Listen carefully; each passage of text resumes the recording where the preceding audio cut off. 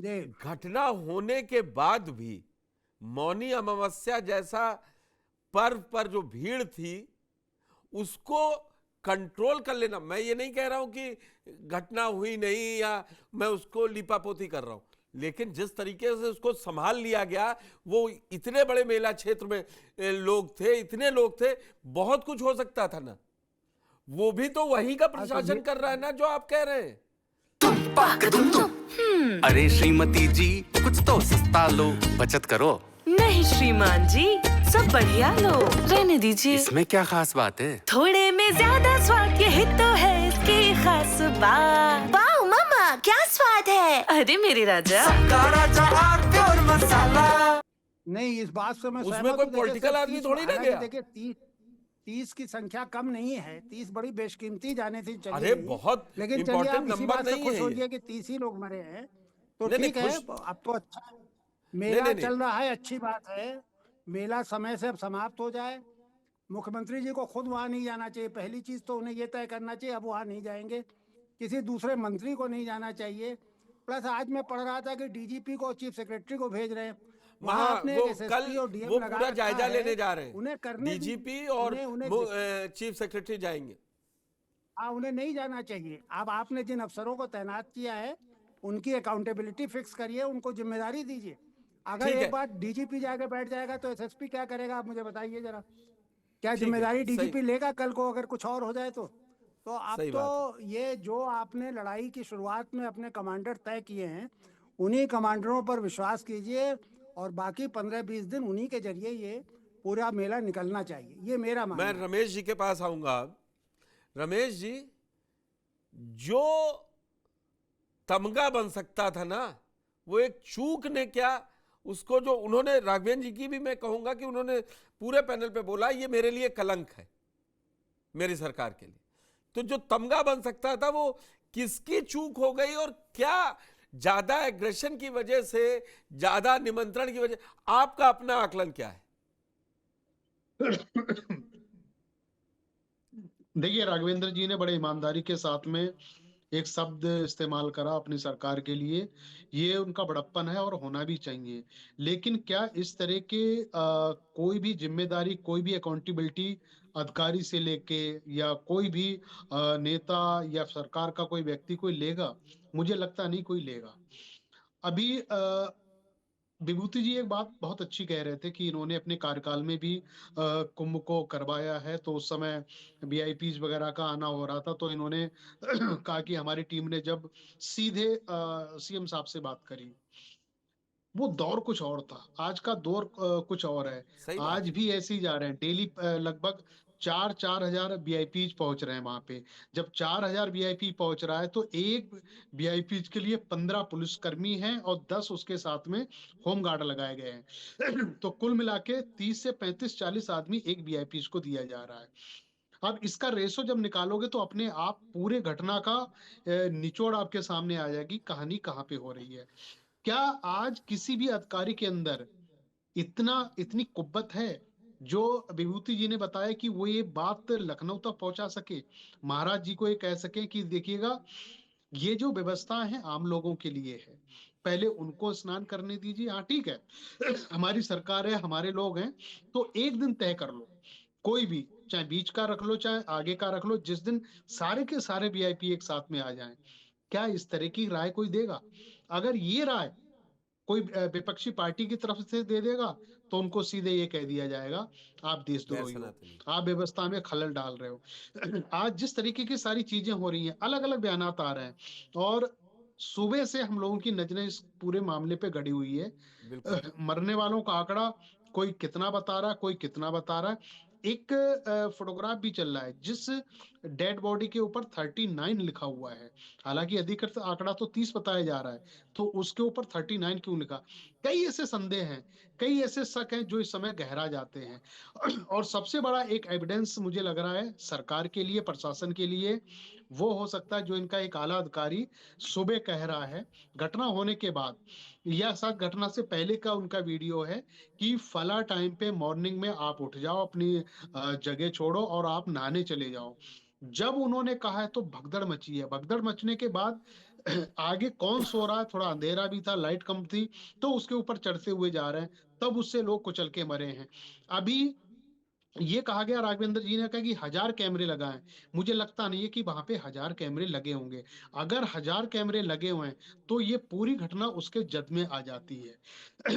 एक तो बात ये हो गई, दूसरी अमानवीयता की हद आप देखिए कितनी पार हो जाती है। चारों तरफ लाशों का अंबार एकदम फैला पड़ा है, डॉक्टर की टीम चल रही है, लोग रो रहे हैं, बिल्ला रहे हैं।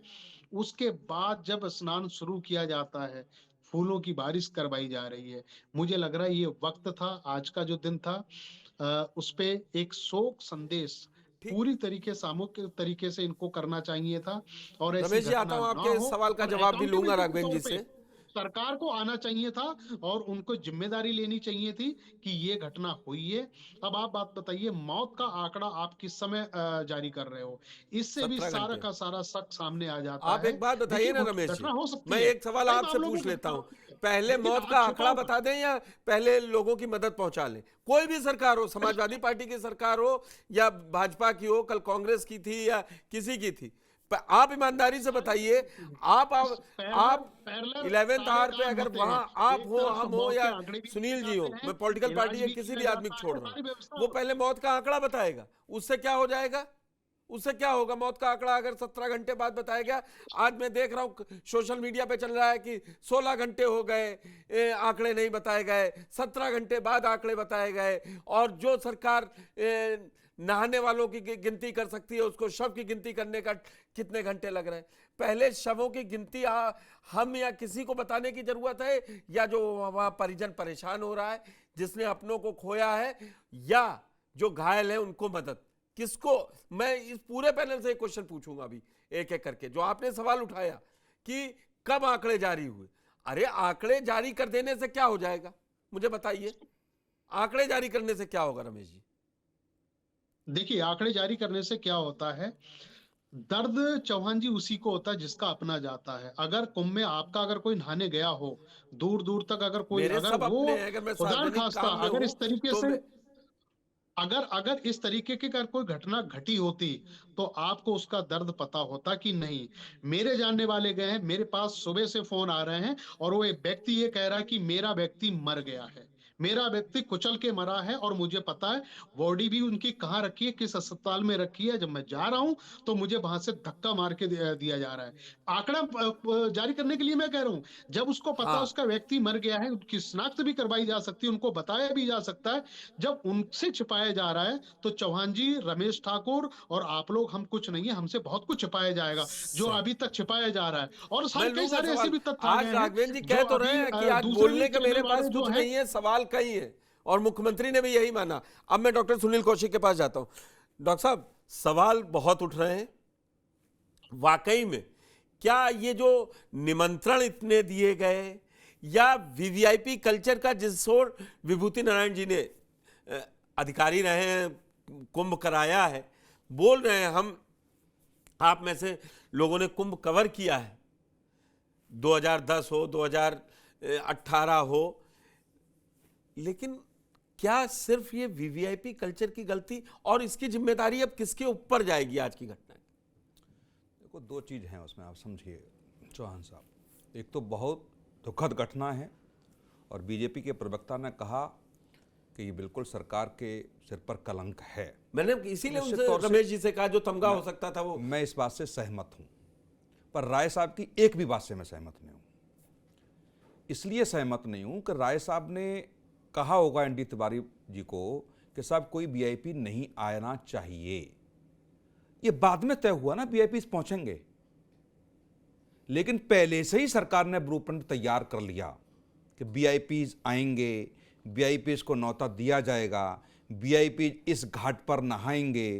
तो अचानक तो कोई चीज हुई नहीं कि वीआईपी आए, 2 दिन पहले फैक्स कर दिया या 1 हफ्ते पहले फैक्स कर दिया कि सब उनके परिवार के लोग उनके पहुंच रहे हैं।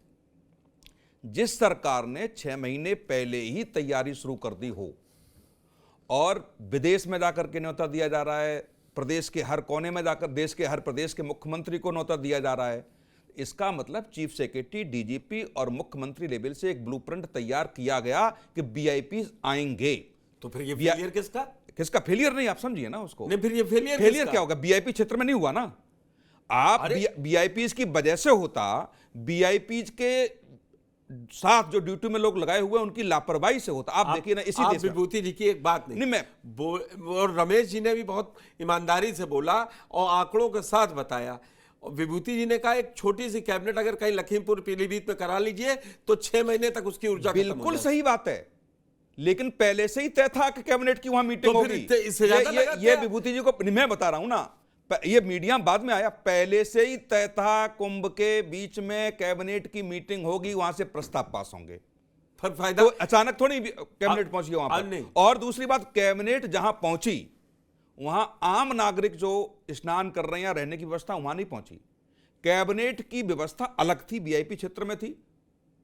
वहां जनता का या किसी कोई ऐसा व्यक्ति जो जा रहा है उस क्षेत्र से उनका कोई लेना देना ही नहीं। जी मैं विभूति जी आपको मौका दूंगा कि क्योंकि आप पर सीधा उन्होंने मैं कह रहा हूं उस जमाने में जब विभूति जी राय रहे होंगे उस समय एसपी, तब ये व्यवस्था रही होगी।